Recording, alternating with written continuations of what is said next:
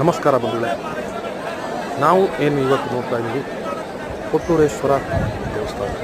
ಇದು ಕೇರಳದ ವಯನಾಡ್ ಜಿಲ್ಲೆಗೆ ಸೇರ್ಕೊಂಡಂಥ ಒಂದು ಸುಂದರವಾದ ದೇವಸ್ಥಾನ.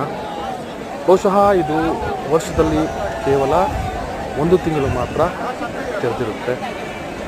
ಇದು ವಿಶೇಷತೆ ಏನಪ್ಪ ಅಂತಂದರೆ, ಈ ದಕ್ಷ ಮಹಾರಾಜನ ಮಗಳು ದ್ರಾಕ್ಷಾಯಣಿ ಅಂದರೆ ಶಿವನ ಹೆಂಡತಿ ಅಗ್ನಿಗೆ ಆಹುತಿ ಆದಂಥ ಜಾಗ ಅಂತ ಪ್ರಸಿದ್ಧಿಯನ್ನು ಪಡೆದಿದೆ.